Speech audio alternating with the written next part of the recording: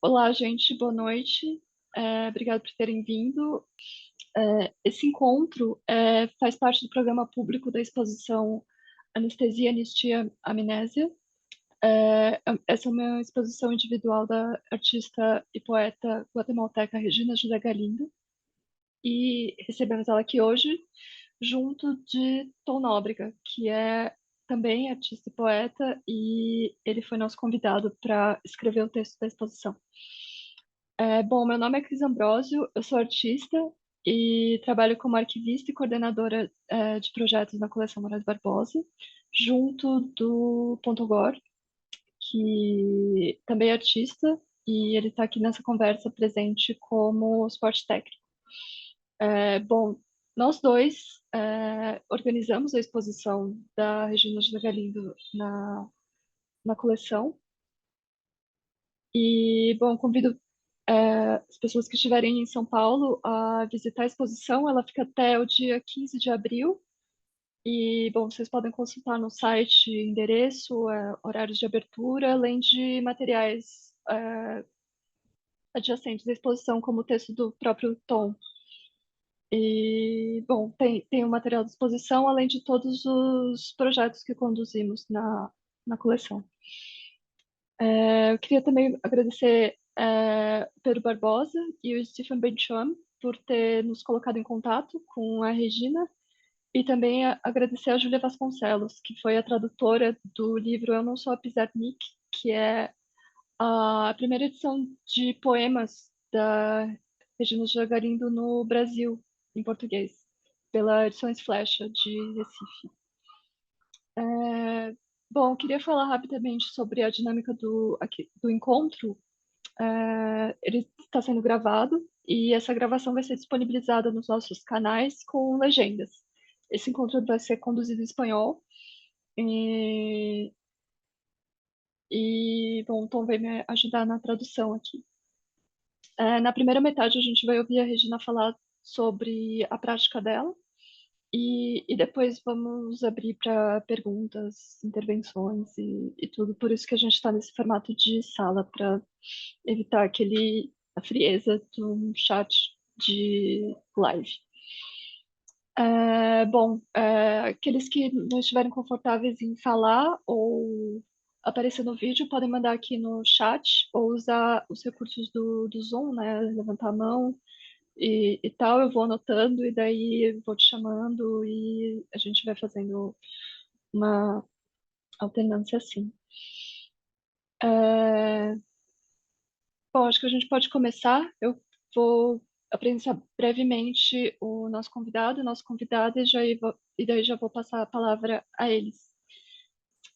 O Tom Nóbrega nasceu em 1984. Ele é poeta e o seu trabalho se desenrola na zona fronteiriça entre a literatura e as artes visuais, explorando possibilidades híbridas entre ação, vídeo, som e texto. Bacharel em Filosofia pela Universidade de São Paulo, busca escutar as vozes dissonantes que emergem das zonas de fricção entre corpo e linguagem, biologia e cultura, voz e identidade. E Regina José Galindo nasceu em 1974, é uma artista visual e poeta que utiliza a performance como sua principal mídia. Galindo vive e trabalha na Guatemala, utilizando seu próprio contexto como ponto de início para explorar e denunciar as implicações éticas da violência social e as injustiças relacionadas à discriminação racial e de gênero, assim como os abusos aos direitos humanos provenientes das desigualdades endêmicas, as relações de poder nas sociedades contemporâneas. Então, por favor, eu gostaria de passar a palavra à Regina e mais uma vez agradecer a presença dela aqui. E é isso. Buenas tardes, muchas gracias por la invitación. Primeramente, muchas gracias a la colección Moraes de Barbosa por incluirme y hacerme parte de dicha colección. Estar presente con mi trabajo en Brasil es un gran logro y me siento muy satisfecha, muy contenta. Me hubiera gustado ver la muestra, pero aunque no la pueda ver, estoy muy satisfecha y muy contenta en la distancia de que esta esté sucediendo.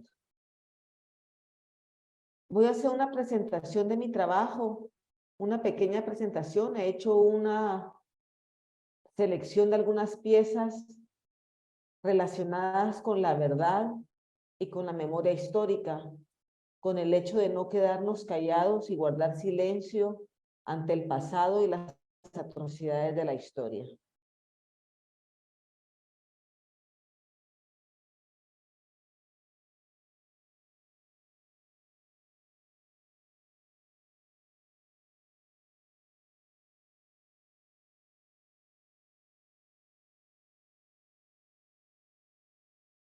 Por cada milpa que tú quemes, nosotros sembraremos 100 semillas.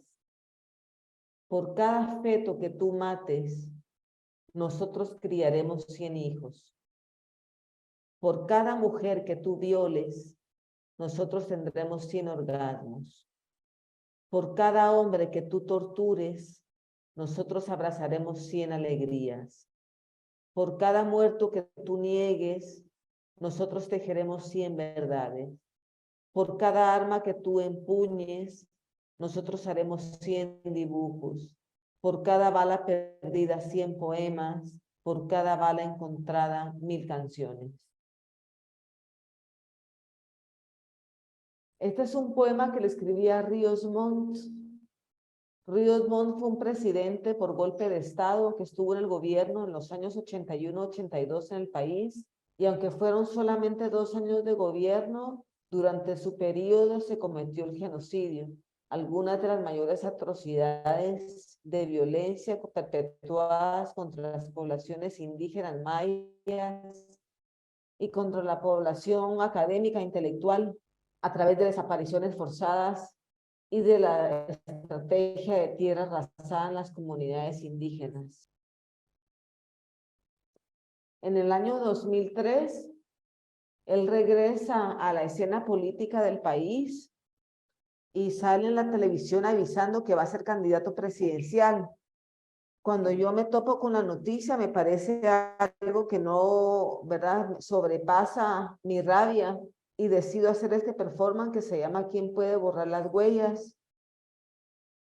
Y lo que hago en este performance es yo consigo 2 litros de sangre humana y hago un recorrido desde la Corte de Constitucionalidad al Palacio Nacional, que era el recorrido que Ríos Montt quería hacer para ser presidente de nuevo. Y en este recorrido yo voy dejando marcas hechas con mis propios pies y sangre humana que consigo en un laboratorio.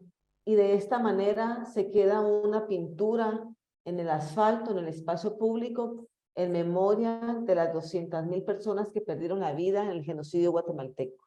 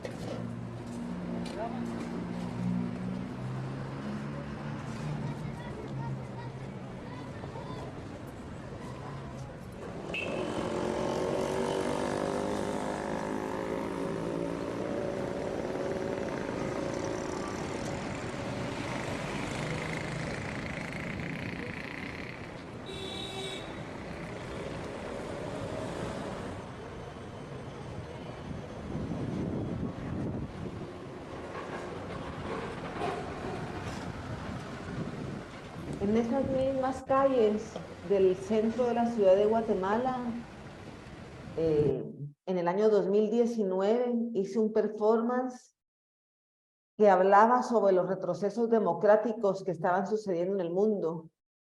Y para este performance yo estuve muy inspirada por Brasil, cuando, en su momento trágico con Bolsonaro. En Italia teníamos a Salvini, en Estados Unidos teníamos a Trump, en Europa habían varios países que estaban cayendo en grupos de ultraderecha. Es decir, se palpaba un retroceso democrático muy grande a nivel global. Y yo lo que hago en este proyecto que se llama El Gran Retorno es organizar una banda de 45 músicos, músicos hombres. Todos estos músicos sabían interpretar marchas marciales. Y hacemos un recorrido en el centro de la ciudad, en las calles peatonales del centro de la ciudad, a la inversa, en donde yo voy dirigiendo esta banda, en donde solamente se interpretan marchas marciales. Salimos del edificio de la Policía Nacional y llegamos nuevamente al Palacio Central de Guatemala.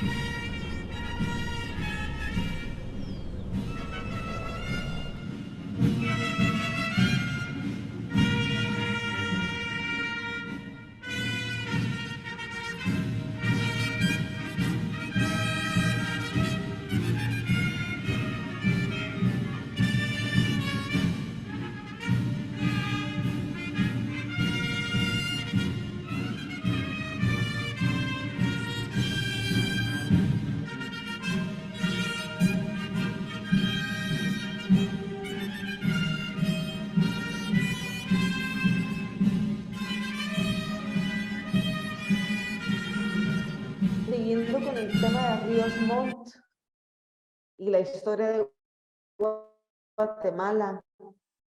Guatemala tuvo una intervención estadounidense en el año 54 y a raíz de eso se inició un conflicto mal llamado conflicto interno, que en realidad fue una guerra, un genocidio que duró más de 36 años. En esta guerra murieron más de 200,000 personas. La guerra inició en la ciudad en contra de todo el sector intelectual, profesores, académicos, poetas, maestros, maestras, periodistas, personas que se oponían al régimen, fueron desaparecidas y desaparecidos para posteriormente movilizar este conflicto a las comunidades mayas del país, en donde sucedió el genocidio en el año 81-82. En el 2013 tuvimos un importante juicio contra Ríos Montt y Sánchez, 2 militares acusados de genocidio, y este proceso fue muy duro. Tuvo muchos reveses, muchos obstáculos, y las víctimas se vieron forzadas a contar su historia una y otra vez. En este juicio hubo un testigo, un testimonio muy importante, que narró cómo el ejército llegaba con máquinas retroexcavadoras a las comunidades indígenas, y estas máquinas hacían unas fosas inmensas en donde posteriormente el ejército depositaría todos los cuerpos de los campesinos y las mujeres mayas que eran asesinados en sus propias comunidades. Este testimonio no fue admitido, fue cancelado posteriormente, pero nadie podía negar lo que había escuchado, y esta historia determinó, este testimonio determinó la intencionalidad del Estado de asesinar a las comunidades indígenas. Y entonces lo que sucede en este performance llamada Tierra es que yo hago una fosa inmensa de 5 por 5 metros alrededor de mi cuerpo, y yo me quedo detenida en una pequeña pira de tierra en posición de resistencia. Esta pieza, tierra, nos remite también a las feroces campañas de explotación de recursos que existen en las regiones americanas, latinoamericanas, en el centro y en el sur. Nuestros países están divididos en centenas, en cientos de licencias mineras repartidas a lo largo de todo nuestro territorio. Los países que fueron colonizados hace más de 500 años siguen en un proceso de conquista y de colonización a través del despojo de recursos naturales, del despojo de la tierra, de las aguas y de otros minerales. Eso se sigue dando hoy en día con más fuerza que nunca, mientras nuestras hermanos y hermanos defensoras y defensoras del territorio permanecen criminalizadas y criminalizados, y muchas personas permanecen en prisión por el simple hecho de defender la tierra o defender el agua. Esta es una historia que se da tanto en Guatemala como en el resto de países del sur, y se da mucho en Brasil.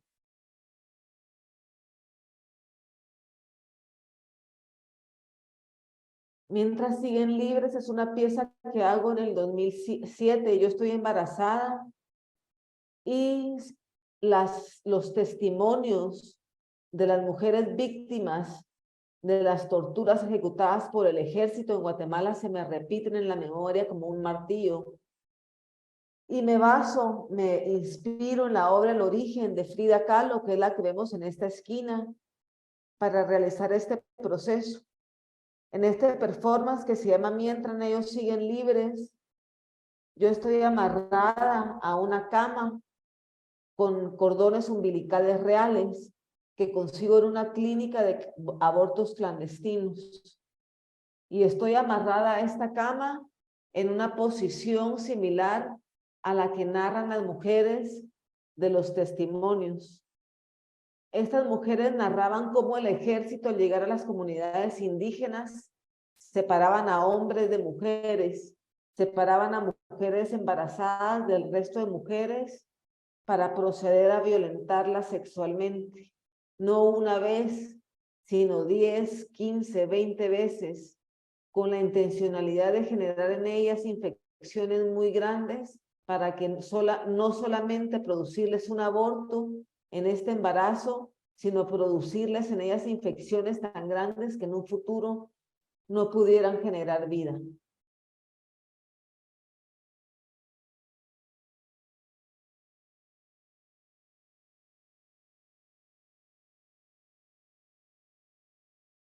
La verdad es otra pieza que está integrada dentro de la colección Morales Barbosa y está íntimamente ligada a lo que les he estado narrando en los últimos minutos, que tiene que ver con la historia de guerra y tortura que sufrieron las comunidades indígenas que fueron atacadas por el ejército en Guatemala. En este performance, en la verdad, yo me niego a guardar silencio y me niego a ser parte de estos procesos tortuosos contra las comunidades indígenas. Como les comenté, en el juicio por genocidio se les obligó a contar su historia 1 y 1000 veces, y las mujeres no perdían energía ni perdían fuerza a contar su historia.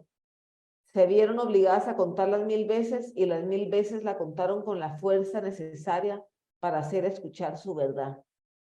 Y yo me inspiro en estas mujeres, en la fuerza de estas mujeres, y hago esta pieza que se llama La Verdad, en donde un dentista me anestesia la boca, me inyecta la boca cada 10 minutos, mientras yo voy narrando testimonios dictados por mujeres durante el juicio por genocidio, o algunos otros testimonios sacados del REMI, que es el libro que recopila todos los testimonios del conflicto armado en Guatemala.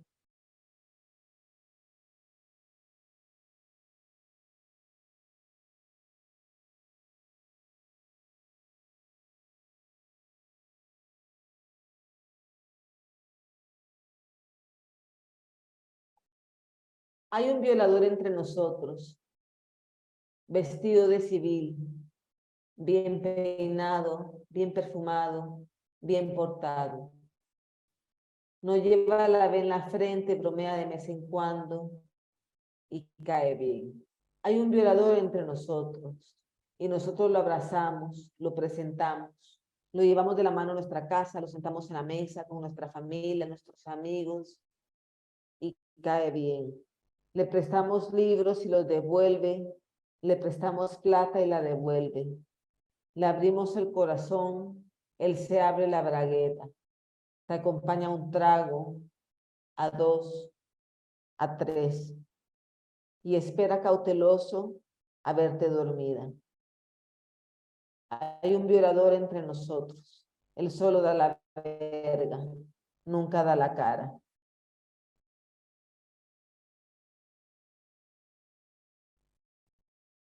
Hace unos años, en Guatemala se dio una serie de violaciones colectivas en un espacio público, en una avenida muy importante que se llama Avenida Roosevelt. Y fue gracias a una periodista muy valiente que dio su denuncia que se pudo dar seguimiento al caso y entender que era un crimen en serie.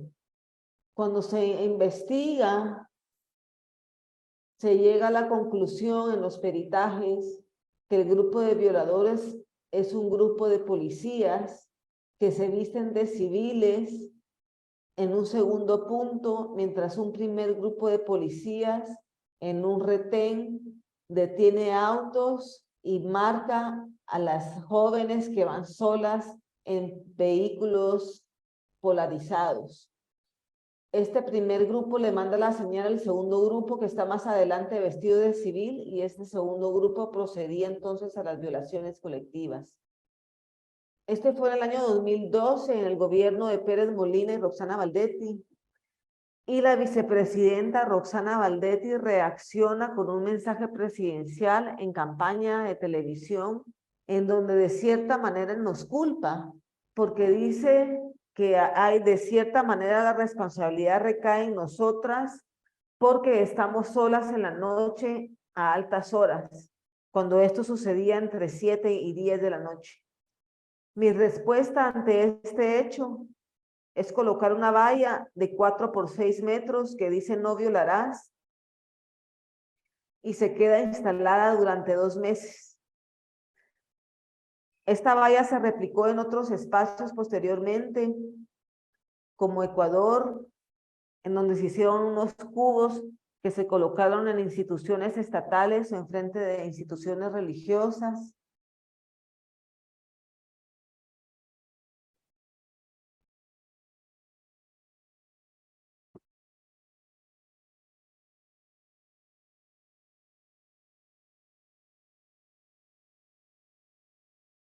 Se replicó en España a través de MUPIs y vallas.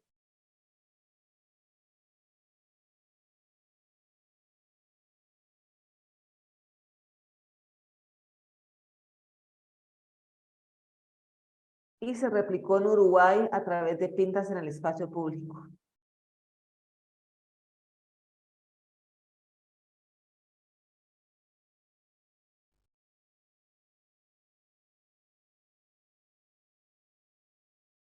Y este performance fue inspirado por dos situaciones terribles.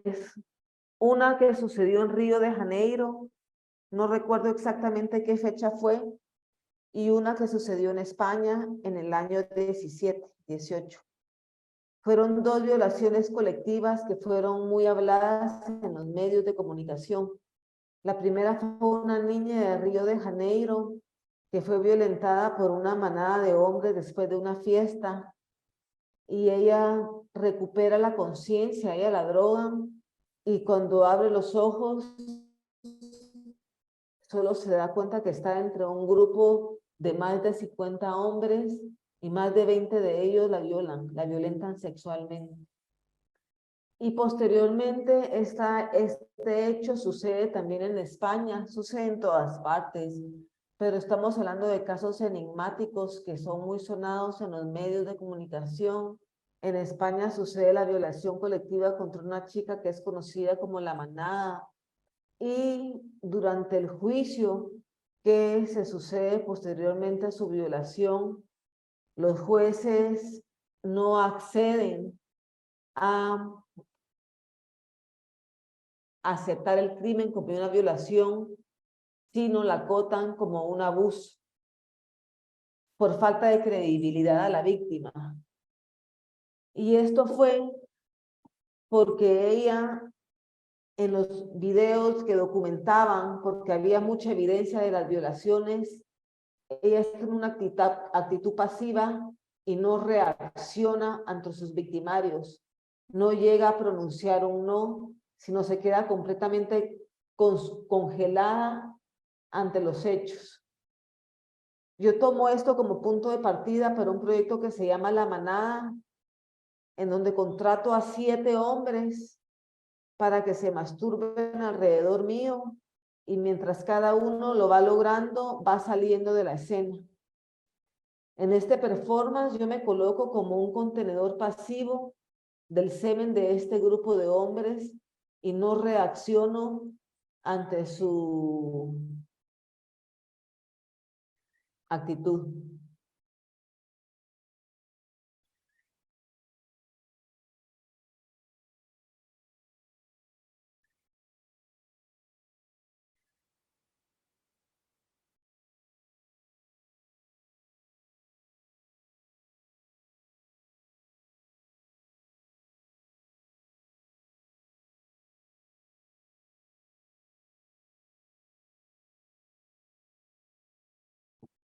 Looting o saqueo, un trabajo del 2010. Este es un trabajo de larga duración, fueron muchos meses de trabajo.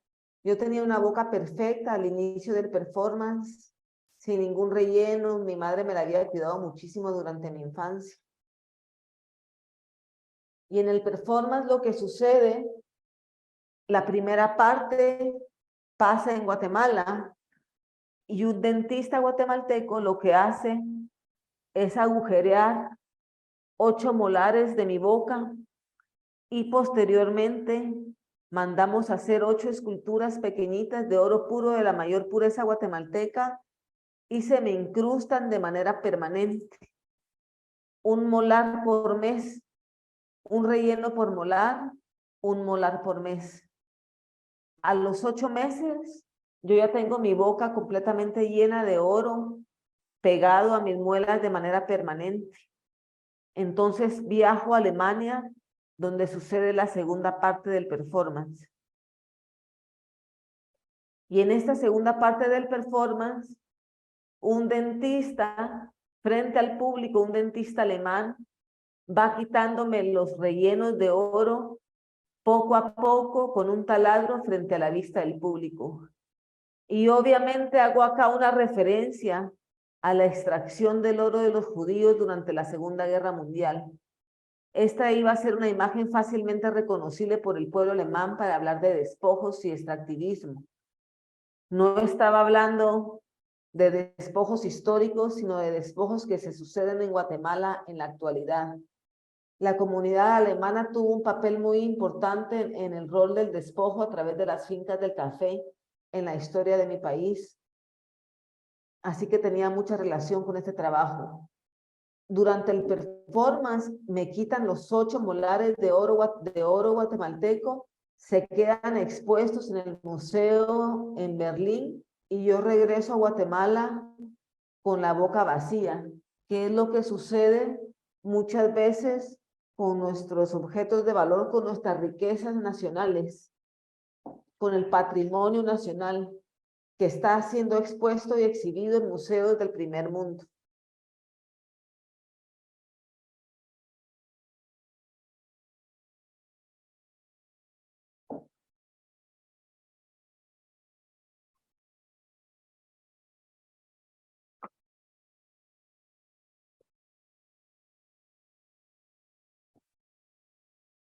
Y America's Family Prison es una pieza del 2010 que habla de las consecuencias de los despojos, de las consecuencias de las guerras. En Guatemala inicia una migración muy grande en los años 80 como consecuencia del genocidio. Obliga a las comunidades indígenas a tener que marchar hacia el norte. Y esa migración que inicia en los años 80 no ha parado hasta el día de hoy. Son decenas y decenas o centenas y centenas de personas guatemaltecas que migran día a día a través de coyotes en las rutas más difíciles del desierto mexicano para llegar a frontera mexicana y posteriormente intentar cruzar a los Estados Unidos. El día de ayer se dio una tragedia de proporciones inmensas en Tijuana, en los Estados Unidos, en donde un centro de detención de migrantes ardió en fuego y 38 personas perdieron la vida quemándose vivos. Dentro de este grupo habían 28 personas guatemaltecas, que hasta el día de hoy, el hecho sucedió el día de ayer, no han sido completamente reconocidos. En el año 2008, Estados Unidos criminaliza a los viajantes del Triángulo Norte, guatemaltecos, salvadoreños y hondureños, y los obliga a cumplir una condena en prisión durante mínimo 3 meses, máximo 3 años. Estas prisiones existen a lo largo de toda la frontera de Estados Unidos y son prisiones privatizadas. Esto quiere decir que el Estado pone los presos que son migrantes indocumentados y el dueño de la prisión pone las instalaciones y se lleva el premio mayor. El Estado por cada preso le pagaba al dueño de la prisión $77 al día y los presos dentro de la prisión se veían obligados a trabajar, o sea que era una forma de esclavitud moderna. Y trabajaban para empresas importantes en teclado de computadoras, pegando suelas de marca de zapatos importantes o haciendo vasos para cafés de marcas también muy relevantes. Lo que yo hago en este proyecto que se llama America's Family Prison es voy a una feria relacionada solo con insumos de prisiones para migrantes y rento una celda real. La muevo en un tráiler desde Oklahoma a San Antonio, Texas. Introducimos la celda al espacio expositivo y la habito junto con mi familia a lo largo de 36 horas y el público solo puede verme a través de una ventanita hacia afuera. Estas prisiones privatizadas se convirtieron en la actualidad en las prisiones para niños y jóvenes que viajan sin compañía, que es la última tragedia que hemos visto en los Estados Unidos. En la actualidad, estas prisiones para niños y jóvenes que viajan sin compañía son igualmente prisiones privatizadas, pero el Estado le paga $770 por cada niño puesto en esta prisión. Y con eso termino mi presentación del día de hoy. Y que nos quedan unos minutos para que podamos hacer preguntas o podamos conversar un poco. Ah, no, tenía esta pieza también, perdón, que se llama El Objetivo, que es del 2017. Este es un trabajo que hago para la Documenta 14 de Kassel. Y en este proyecto yo hablo sobre una venta ilegal que hizo Alemania a México en el año 2012, en donde vendió 5,000 rifles ilegalmente a México, porque un país en guerra no puede comprar armamento a Alemania. Y de acuerdo a investigaciones, muchas de estas armas F-36 se movieron al resto del sur a través de bandas de narcotraficantes, así que posiblemente algunas de estas armas llegaron a Guatemala. Y lo que yo hago en el performance es hacer una instalación con 4 rifles en cada esquina, y yo estoy dentro de una habitación y el público solo puede verme a través de la mira de los 4 rifles colocados ordenadamente en el exterior. Es decir, el público solo puede ver a la artista latinoamericana a través de la mira de sus propias armas, de su propia industria.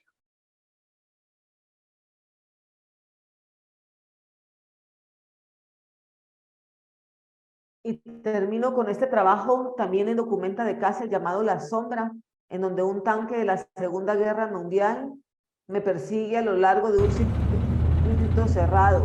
Yo represento a una mujer de un país periférico, minoría, intentando escapar del conflicto, escapando de la guerra, sin posibilidad de hacerlo.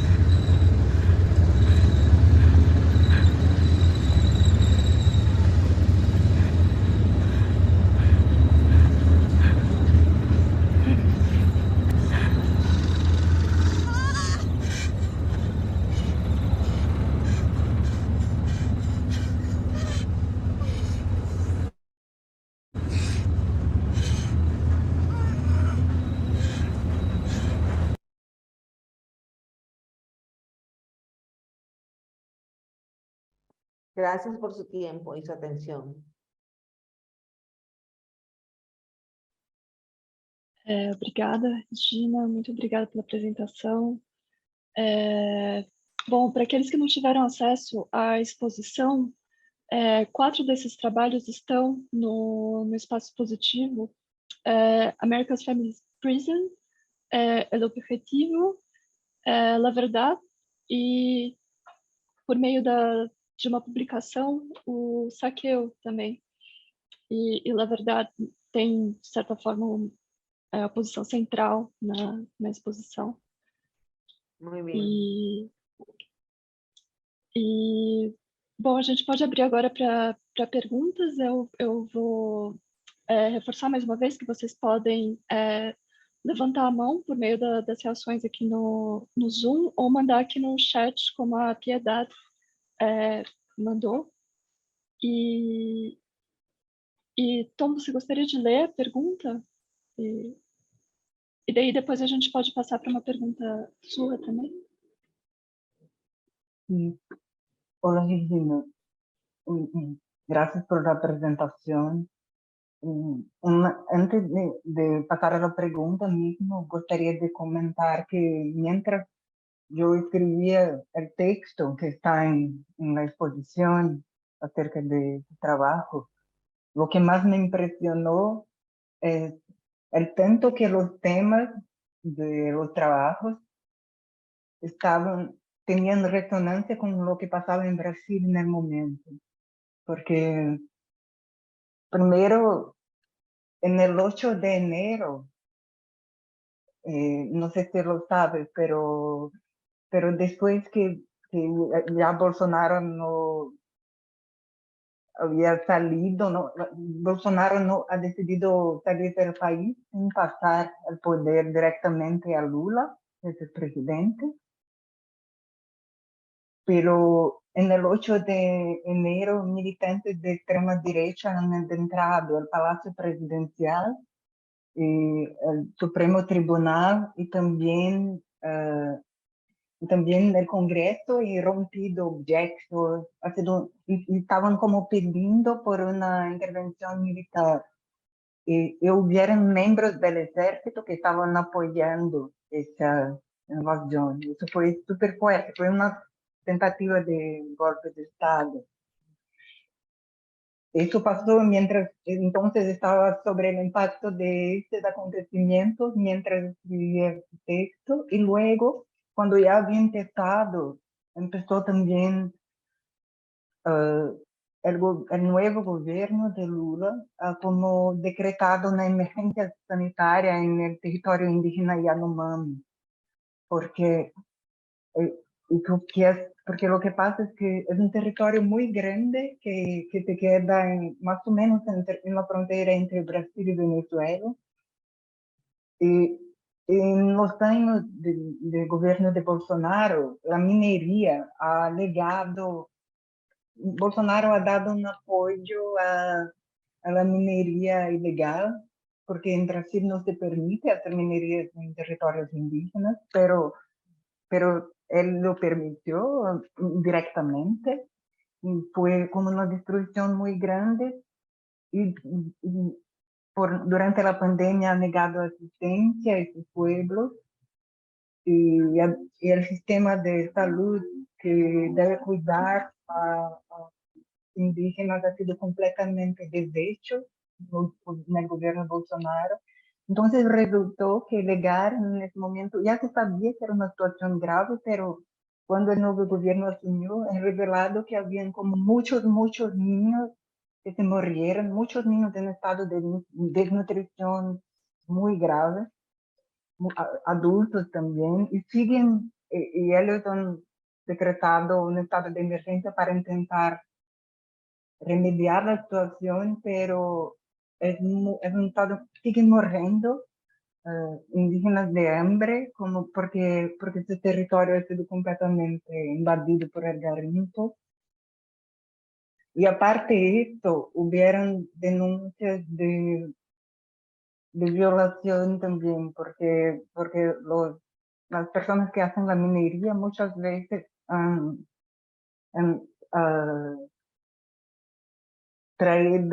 traído niñas y jóvenes Yanomami, pueblos indígenas, para sus espacios de minería, diciendo y prometiéndoles cosas y al final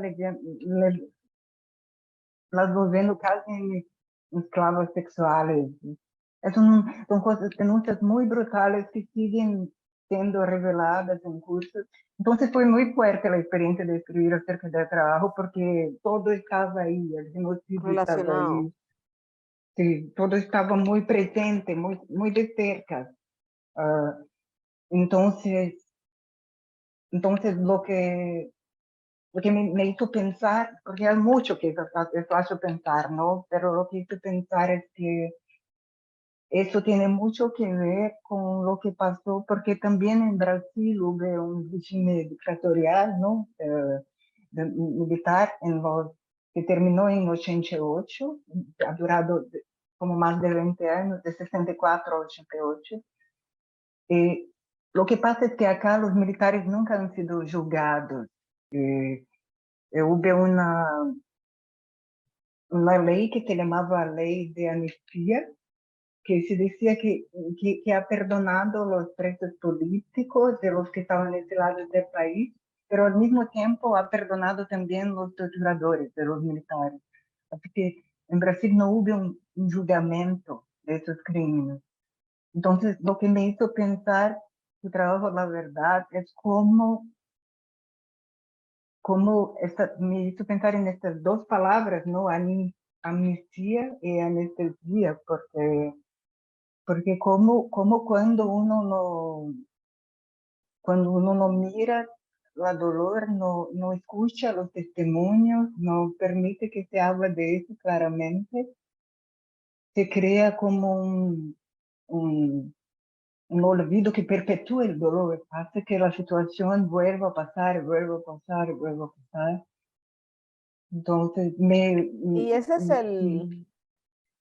es el reto, porque eso es lo que nuestros estados hacen, obligarnos a mantener silencio a través de estrategias de terror y de miedo, obligarnos a no recordar, a no hacer memoria, a no relacionar el pasado violento con los hechos actuales.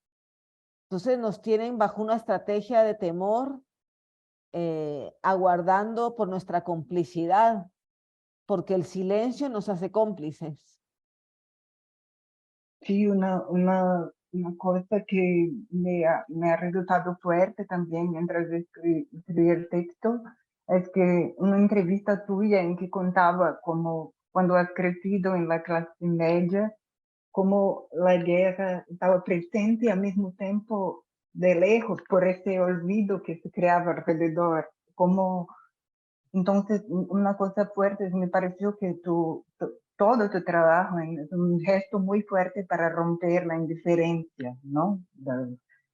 Pues no solo la indiferencia, sino que Guatemala está completamente enfocada en negar la historia.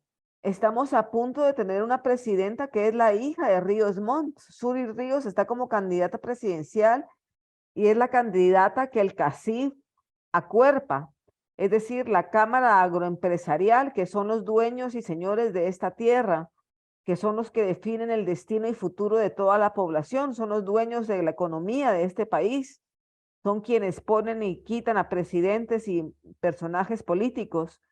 Pues ellos ya definieron que nuestra próxima presidenta es Suri Ríos, que es la hija del genocida. Entonces, más allá de la rabia que me produce el silencio, es la necesidad que tenemos de hablar de la memoria histórica para que la historia no se repita, para que la gente entienda de dónde vienen los recursos y el capital acumulado de esta hija del genocida, que son recursos ganados a través de la muerte y del expolio de tierras a comunidades indígenas.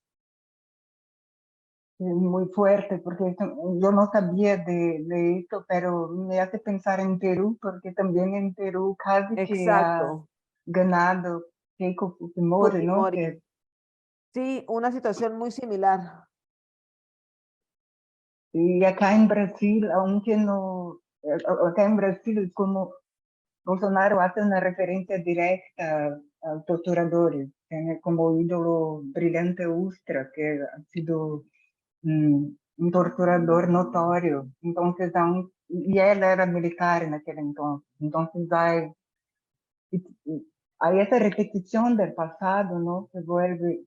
Y una cosa que me acordé, que también pensé en contarte, que me ha parecido fuerte, es que en 2011, más o menos, entre 2011 y 2014, cuando Dilma Rousseff era presidente en Brasil, él ha creado la Comisión Nacional de la Verdad, que era que ha buscado testimonios de las personas que han sido torturadas en la dictadura militar y ha intentado, y ha creado una documentación también de las muertes de genocidio indígena en ese periodo también.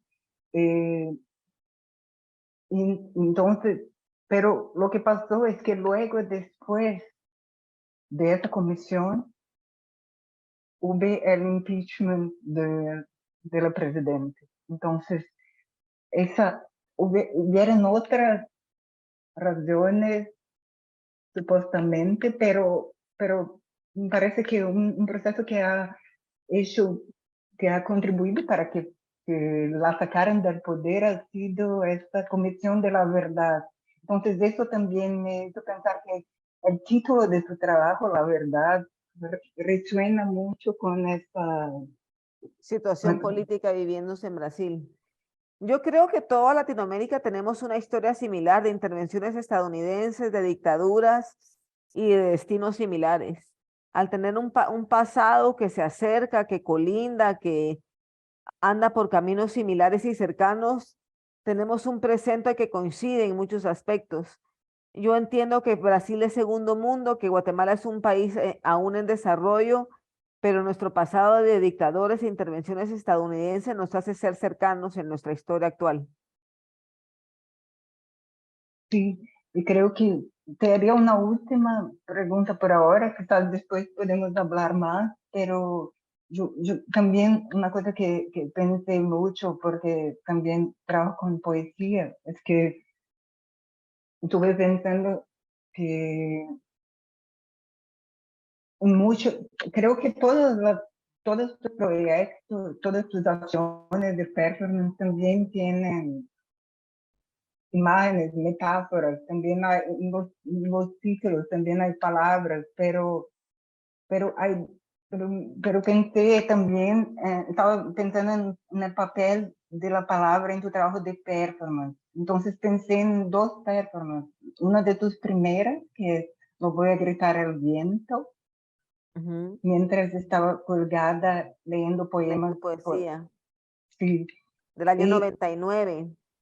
sí, y después, y también pensé en La Verdad, en que das voz al testimonio de las mujeres indígenas sobrevivientes, ¿no? Del masacre. Entonces, lo que pensé en preguntarte es cómo es la misma, tu voz, pero cómo es dar voz a tus propios, cómo es diferente dar voz a tus propios poemas y das voz a un testimonio de otros. Yo lo veo a la inversa, Tom. Yo no considero que yo estoy dando voz a las mujeres. Yo considero que ellas me dan su voz, que ellas me dan su fuerza, que ellas me dan su resistencia y su resiliencia. Y a través de la inspiración que estas mujeres logran en mí, esa inspiración tan grande y esa fuerza que me inculcan, es que yo entonces produzco un performance. Pero es gracias a la fuerza y a la voz que ellas me dan a mí. Gracias, Regina. Sí, hace sentido. Sí, una otra pregunta acerca de esta performance también es como nos quedamos pensando con la relación con el anestesista también, porque tú en muchos de tus trabajos también invitas a alguien. Una cosa que me pareció muy interesante, que hablas en entrevistas tuyas, es como tiene cómo te colocas en ese en ese espacio de permitir que el otro, que la voz del otro, que la voz que ha sido silenciada, pase por ti, pero que también tienes esa posición, tú hablabas, ¿no? Que trabajas no solamente con la posición del víctima, sino que también del victimario, por pensar la escena como invitar a personas que hagan el papel del agresor en algunos casos. Pero que me parece interesante que en el caso del anestesista es ambiguo, porque es una agresión por el, una anestesia que se supone que sería para quitar el dolor, ¿no? Que tiene un poco esta brutalidad del distanciamiento de que hablamos, pero también me hizo pensar en esa que tienen en tu trabajo muchas veces esta situación de invitar a alguien para tomar parte. Entonces, y que hablaste a veces, que es un poco dejar el control de tu trabajo, ¿no? Porque al mismo tiempo creas la escena, pero invitas a alguien que haga una intervención fuerte. Entonces pensé en esta historia específica con este anestesista, si nos pudiera contar un poco cómo fue su relación con él, cómo lo conoció, quién era él y cómo Un anestesista, reaccionó. sí, un anestesista X, esposo de una amiga, y fue quien ejecutó conmigo la obra Looting. Primero producimos Looting, después producimos La Verdad. Y él ya me conocía, ya sabía que era un artista, teníamos una relación no de amistad, pero sí nos conocíamos y fue muy fluido. Él entendía a perfección mi trabajo y de cierta manera considero que también creía en que era necesario hablar de la memoria histórica. Entonces, por eso habrá querido participar.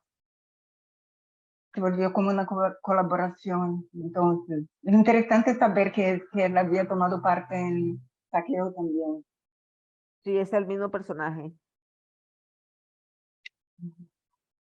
Bueno, aquí hay una pregunta de Piedad que me dice, ¿podríamos mencionar en tus performances los conceptos de necropolítica y biopolítica? Me imagino que sí, puesto que hablo de biopolítica, en especial sobre recursos ambientales, ¿verdad? Que no presenté este último trabajo que he hecho que se llama Ríos de Gente, en donde trabajo con comunidades indígenas organizadas y activistas que han estado encarcelados, que fueron quienes me invitaron y quienes me dieron la oportunidad de ser parte de este movimiento de defensa del agua. He estado involucrada en movimientos de defensa de la tierra, en movimientos indígenas, a través de la invitación que me hicieron estos activistas, y me imagino que sí son términos entonces que se pueden citar cuando se habla de mi trabajo, pero no son términos que yo misma utilizo para describir mi trabajo, sino se lo dejo a los otros y a las otras, y los otros son adjetivos con los cuales pueden describir mi trabajo y eso consideran que hacen un aporte, por mí está bien. Y luego menciona que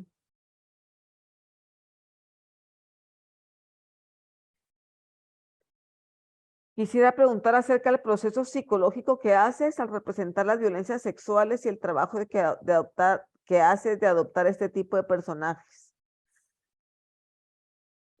Pues creo que la dificultad está en vivir la realidad. Lo más duro, la parte más dura de todo es leer las noticias, leer la realidad, cómo esta nos afecta, el miedo que nos produce. Yo estoy criando a una hija, mujer, y todo esto me causa una gran ansiedad. Entonces, la mejor forma que yo tengo de sacar mi ansiedad y poder desahogarme y tratar mis miedos que tengo sobre estas sociedades inclementes que nos tratan a los cuerpos de las mujeres de esta manera, como objetos utilitarios, y todo este problema con la justicia misógina que se sigue pensando desde el patriarcado, que muchas veces existen sistemas de justicia más equitativos, como en Guatemala, que existe una ley de feminicidio desde el 2008, que es una de las legislaciones más poderosas de toda la región latinoamericana. De hecho, España pide asesoría en algunas ocasiones con respecto a la legislación en Guatemala, pero lo que sucede es que en Guatemala existe la legislación, pero no existen los individuos y las individuas capaces de hacer que esta ley funcione, porque las jueces y los jueces están completamente corrompidos y trabajan a favor del Estado, que trabajan a favor del silencio y en contra de nuestros derechos como mujeres. Entonces esta ley de feminicidio no se toma en cuenta.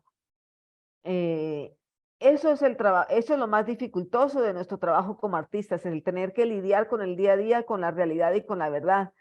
Cuando ponemos esta realidad transmutada en una obra de arte, creo que se trata de catarsis y que el problema se resuelve, por lo menos a nivel metafórico. Y yo trabajo mucho mi salud mental, trabajo todo el tiempo de la mano con una terapista y le hablo constantemente de mis procesos para que me pueda limpiar de cualquier ejercicio que haya resultado, cualquier energía que me haya residuado después de un proyecto.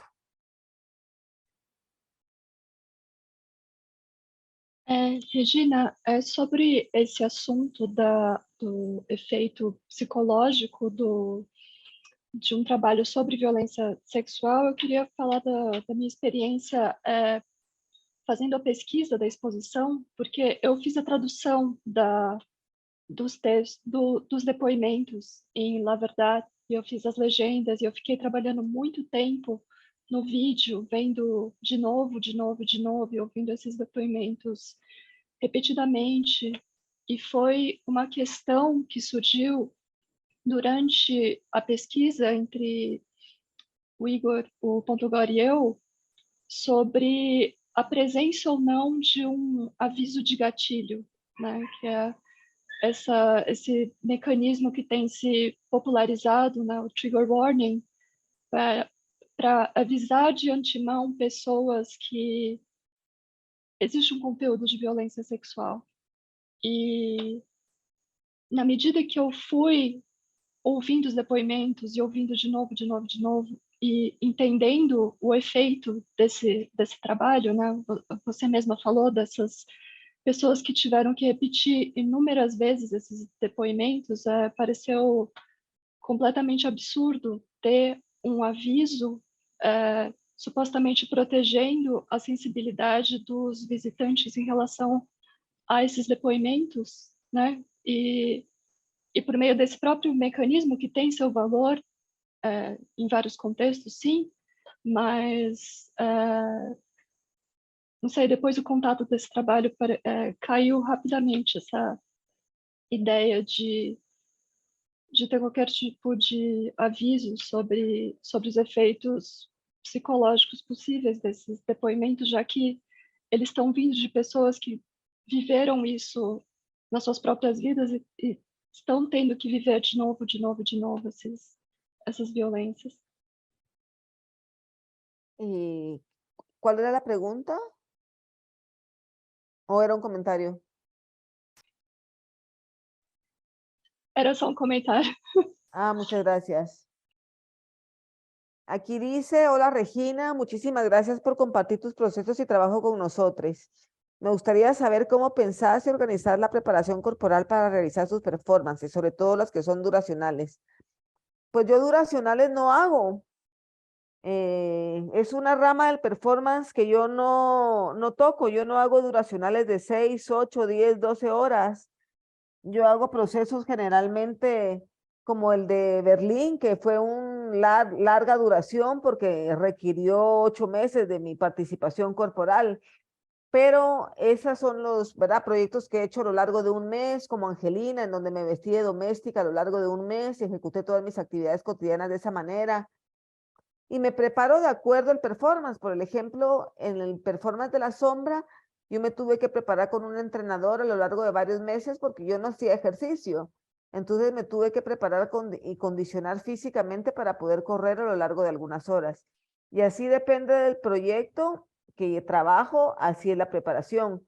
En el caso de La Verdad, fue una preparación como para una operación. Me tuve que hacer un chequeo con un cardiólogo. Este me hizo el examen de acuerdo a mi respiración y mi capacidad pulmonar y cardiovascular para las dosis de la anestesia que yo iba a ser capaz de soportar. Y en un principio me habían dicho que podía aceptar de 15 dosis de anestesia y al final del performance me colocaron 21 dosis de anestesia.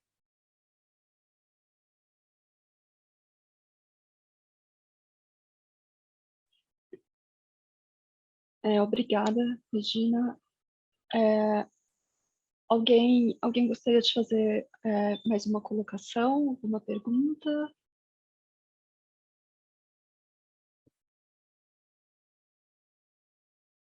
Acho que não. Olá, Olá, Ivana. Boa noite. oi Cris, oi Regina, boa noite, gente. Buenas noches. Vocês conseguem me ouvir bem? Sim, Sí. eu só gostaria de fazer, eu entrei depois, eu não sabia muito bem do que vocês estavam falando, mas eu gostaria muito de agradecer a Regina, porque ela foi inspiração para mim em uma performance que eu fiz. Eu estudo teatro aqui no Amazonas, na Universidade do Estado do Amazonas, e eu estou na disciplina agora de performance, e aí eu estudo às quintas-feiras sobre performance, e aí eu conheci o trabalho da Regina através da minha professora. E aí, agora no dia, acho que foi no dia 24, peraí, na quinta-feira que passou agora, não lembro agora, desculpa. Mas eu apresentei uma performance inspirada em 2 performances da Regina. E aí foi a primeira vez que eu fiz isso e eu me senti em vários lugares diferentes, assim. Eu queria saber se você sentiu a mesma coisa, Regina, quando se apresentou a primeira vez, quando você apresentou o seu trabalho para várias pessoas a primeira vez, assim. Como foi o seu sentimento? Fue un sentimiento de, este es el espacio en el cual yo me quiero desarrollar. Yo no venía de las artes, yo soy un artista que no tiene preparación académica, yo no sé dibujar, no sé pintar, no sé hacer esculturas, no vengo de la escuela de arte, yo soy una secretaria y trabajaba en una agencia de publicidad en el departamento creativo cuando conocí a 2 amigas maravillosas que fueron quienes me cambiaron la vida, Jessica Lagunas y Mariadela Díaz. Sin ellas 2, yo aún seguiría trabajando en una agencia de publicidad, mi vida sería completamente otra. Pues gracias a Jessica, maravillosa amiga, que le agradezco este cambio de ruta en mi existencia, me dio información de lo que era un performance, me presentó a los primeros artistas, me presentó a Chris Burden, Marina Abramovic, Ana Mendieta, fue la primera artista que yo conocí que me impactó muchísimo y me inspiraron muchísimo. Teresa Margolles, Santiago Sierra, Francis Salis, Priscila Monge de Costa Rica, en fin, artistas que me marcaron, que conocí en un inicio y me inspiraron a hacer el primer performance que hago en el 99, que se llamó El dolor en un pañuelo. En este performance yo estoy parada verticalmente y se me proyectan noticias sobre abusos y abusos de género, violaciones, asesinatos, mutilaciones, crímenes espantosos. Y la gente me podía ver solo a través de un agujerito que tenía la puerta de la habitación.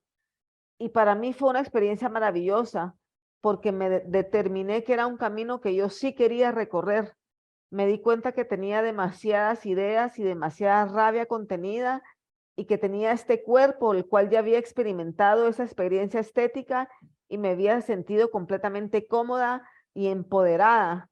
Fue como descubrir el poder de un cuerpo, lo que puede un cuerpo, la resistencia y la resiliencia que se escondían dentro de mí cuando yo siempre me había sentido muy frágil y vulnerable. Sacó dentro de mí una fuerza que yo antes no había conocido.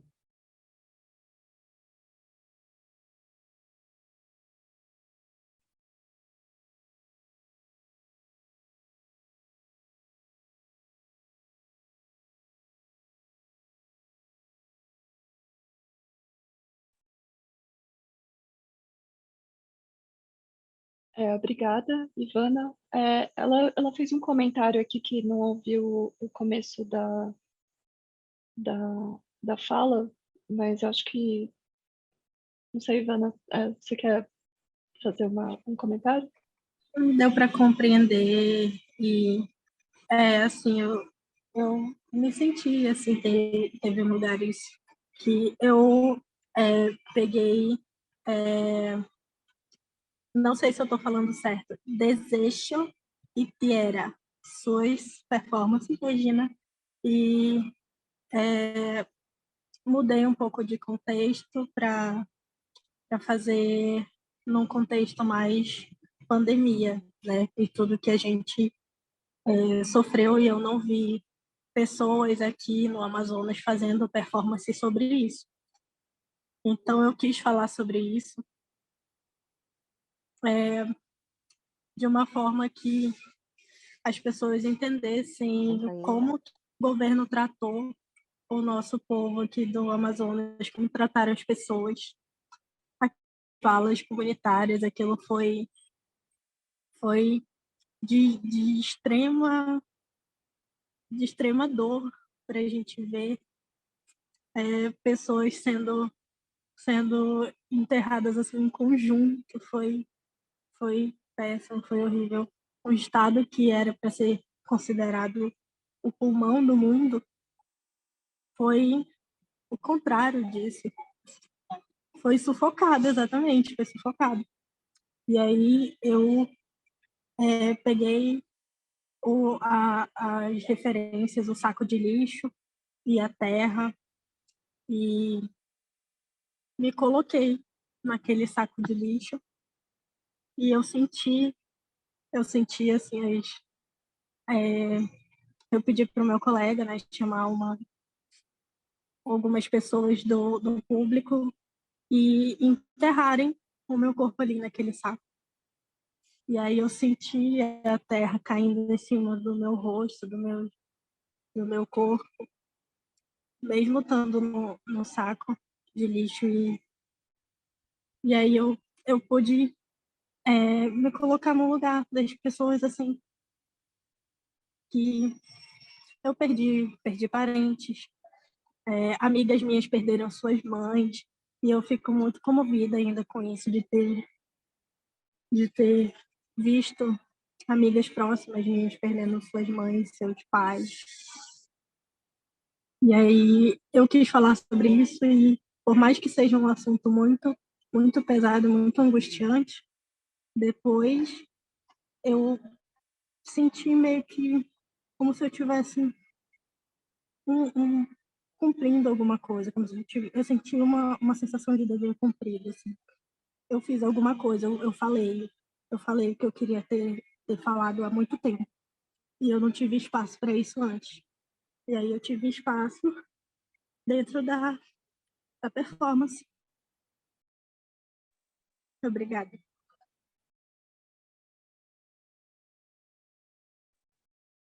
Oi, Ivana, obrigada por compartilhar sua história com a gente. Eu fiquei curiosa com a ação que você fez também. Se você quiser entrar em contato com a gente depois e mostrar como registros disso, eu estaria interessada em ver.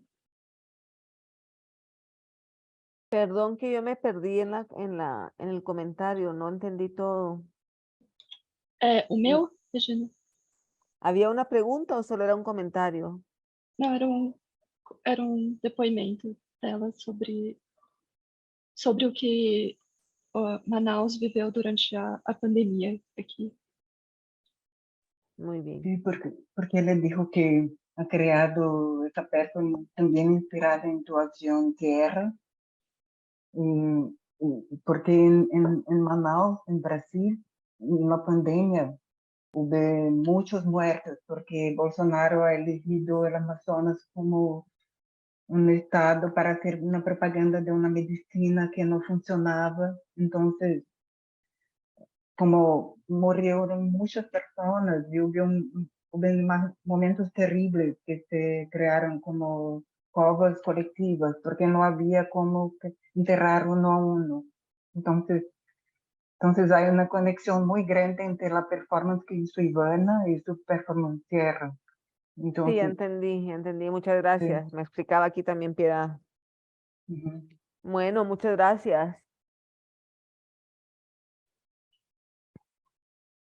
Gente, eu acho que a gente pode se encaminhar para o final. Mas alguém gostaria de fazer uma colocação? Creo que me gustaría solo hacer una última pregunta, porque también ya que hablábamos ahora de la pandemia, sí, Regina, pensé cómo ha sido ese proceso para ti y ahora, no solamente la pandemia, sino ese momento post-pandemia en que creo que estamos todos descubriendo cómo volver a crear, a posicionarnos, porque fue una experiencia colectiva fuerte. Entonces, pensar cómo fue para Sí, ti. Guatemala fue un país también muy trágico.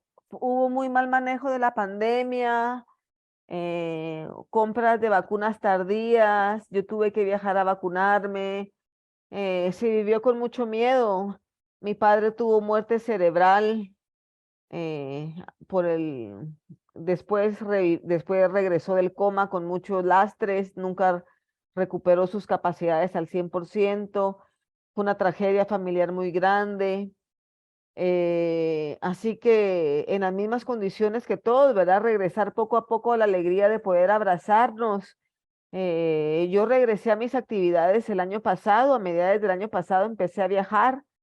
España me abrió las puertas muy rápidamente. Alemania hizo un proyecto hace un par de años durante la pandemia que se llamaba Aparición. Y así poco a poco me fue introduciendo nuevamente a las relaciones, pero con muchas ganas de seguir sintiéndome viva y de abrazar y de ver y de compartir. Muchas gracias, Regina. Es bueno escuchar tu respuesta en este momento que estamos todos intentando descubrir qué momento es este, cómo crear, cómo volver a aproximar, acercarnos, compartir. Y acá me preguntan cómo pienso el registro de mis performances. Bueno, a través de una pequeña conversación siempre me documenta alguien distinto. No tengo una persona que viaja conmigo para documentarme, sino me documenta la persona en el país al que voy. Así que se define a través de una pequeña plática qué es lo que yo busco, qué mirada es la que yo espero. Buscamos el ángulo de cámara, hacemos algunas pequeñas pruebas y listo. Yo boceteo, mi esposo me bocetea mis ideas y con esos bocetos es más fácil poder decir la mirada que yo quiero, qué imagen necesito como imagen final. Eso yo lo predetermino a través de mis bocetos.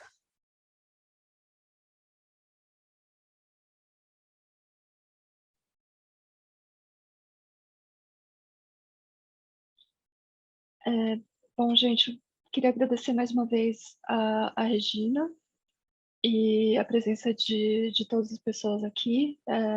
Esse foi o primeiro encontro com o artista que a gente está fazendo na coleção na ocasião de uma exposição e eu acho que foi muito rico, eu acho que foi um complemento bem interessante ao conteúdo da exposição. E é isso, esse registro vai ser disponibilizado depois, caso alguém não tenha ouvido, e vai ter legendas em português e vocês podem voltar a ele depois.